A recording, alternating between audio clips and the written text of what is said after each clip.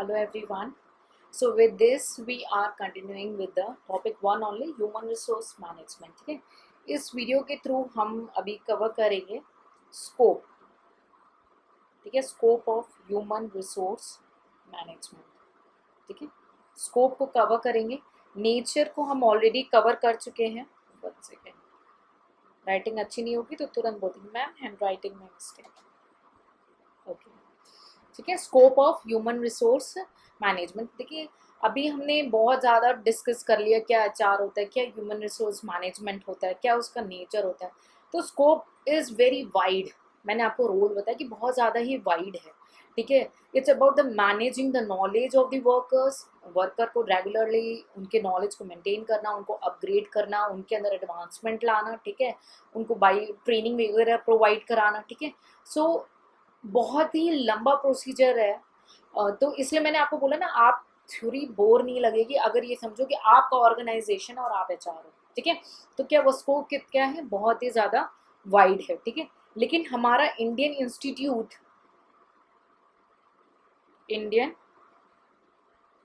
Institute of personal management. ठीक है, हमारे Indian institute of personal management ने स्कोप को 3 एरिया में लिमिट कर दिया. हम उसको यहाँ पे डिस्कस करेंगे. ठीक है, पहला एरिया है आपका पर्सनल एस्पेक्ट. सेकेंड एरिया मैं डिटेल में एक्सप्लेन करूँगी, डोंट वरी. ओके, सेकेंड है आपका वेलफेयर एस्पेक्ट एंड थर्ड है आपका इंडस्ट्रियल रिलेशन. ठीक है, ये 3 एरिया है. सबसे पहला है आपका पर्सनल एस्पेक्ट.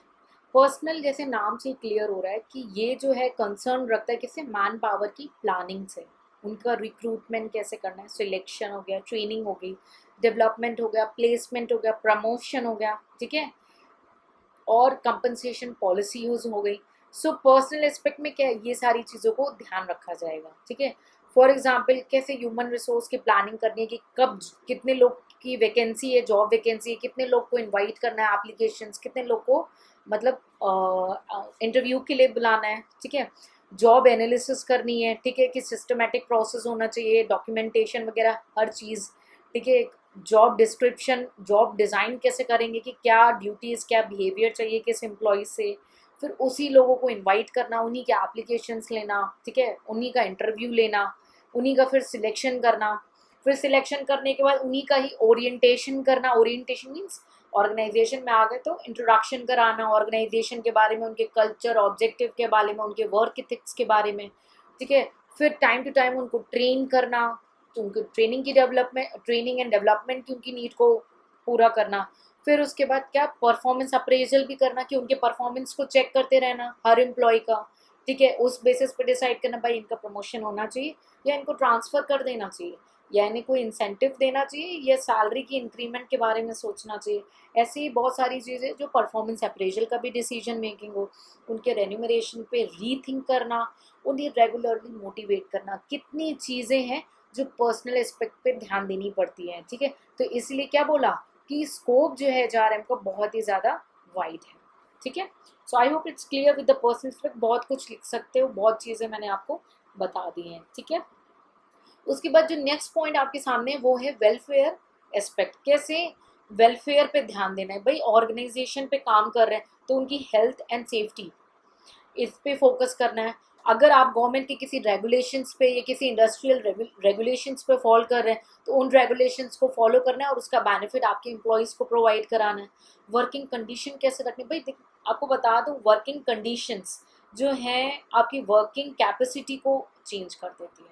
ठीक है, तो क्या एम्यूनिटीज़ आप उनको प्रोवाइड करो, उससे भी लाइक फूडिंग, कैंटीन सर्विसेज. ठीक है, रेस्ट रूम्स, लंच रूम्स हो गया, ट्रांसपोर्ट फैसिलिटीज़ हो गई. ठीक है, हाउसिंग फैसिलिटीज़ देनी है कि नहीं देनी है, एजुकेशन के बारे में क्या सोचना है, मेडिकल असिस्टेंस, उनके हेल्थ एंड सेफ्टी मेजर्स को, यहाँ पे उनके वेलफेयर से रिलेटेड सारे क्राइटेरिया को फोकस करना पड़ता है. ठीक है, तो यहाँ पे ना आप कैसे करोगे, जैसे करंट न्यूज़ है. ठीक है, तो करंट न्यूज़ में कुछ चीज़ें आ रही है तो आप उसको यहाँ पे लिंक करके भी एग्जाम्पल्स दोगे ना तो आपके आंसर राइटिंग में बहुत अच्छा पहचान हो सकता है, बट एग्जाम्पल से स्टार्टिंग नहीं करनी है, पहले ब्रीफ टॉपिक के बारे में समझाना है, उसको इंटरलिंक करना है हमारे करंट नेचर से, ऑर्गेनाइज एक एचआर की तरह बंद करके एचआर का पेपर देंगे बस इन शॉर्ट। ठीक है, चलिए लास्ट पॉइंट है आपका इंडस्ट्रियल रिलेशंस। ठीक है, लास्ट पॉइंट आपका क्या है, इंडस्ट्रियल रिलेशंस का है।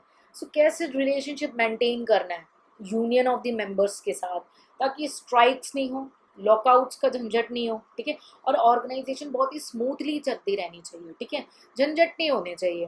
ठीक, फिर उसके बाद क्या है, कलेक्टिव बार्गेनिंग वाले इश्यूज हैं, ग्रीवेंसेज है, डिसमिनी, आप आईआर में इन सबको डिटेल में पढ़ेंगे। ठीक है, तो कई बार क्या है ना, आपका मार्क्स जब 35 मार्क्स का होता है या ह्यूज कैरी हो जाता है, तो वहां पे आप आईआर का भी कुछ फैक्ट्स यहाँ पे ला सकते हो, बट एचआर के क्वेश्चन को एचआर ही बन करके सॉल्व करना, क्योंकि 90% स्टूडेंट्स जो एग्जामिनेशन सेंटर में बैठते हैं ना, वो आउट ऑफ ट्रैक हो जाते हैं। तो आपको एचआर का पेपर एज एन एचआर बनना है। अभी मैंने टेस्ट एक सेशन कराया था, उसमें मैंने एक बहुत ही बेसिक सा क्वेश्चन दिया था जिसमें ऑडिट बोली थी मैंने। तो भाई मैंने ऑडिट बोली है आपको, तो आपको ऑडिटर के व्यू पॉइंट से सोचना होगा। ठीक, लेकिन मैंने क्वेश्चन में ट्विस्ट ले लिया कि आप एक आईएएस ऑफिसर की तरह अपना ओपिनियन दी। तो सारे बच्चों ने, मतलब आप बिलीव नहीं करोगे, आई रिसीव 98% कॉपीज जिन्होंने एज एन ऑडिटर आंसर दिया है, जबकि क्वेश्चन में मैंने लास्ट में ट्विस्ट ये दे दिया था कि आप एक आईएएस ऑफिसर हो। तो क्या कोई आईएएस ऑफिसर कहीं की ऑडिट करता है क्या? So this are the switches which is very very, देखिए आपकी पेपर 1 का बहुत ही नॉर्मल क्वेश्चन था, बट आई वोंट बिलीव, मैंने जब पेपर चेक किया 98% का आंसर यही था।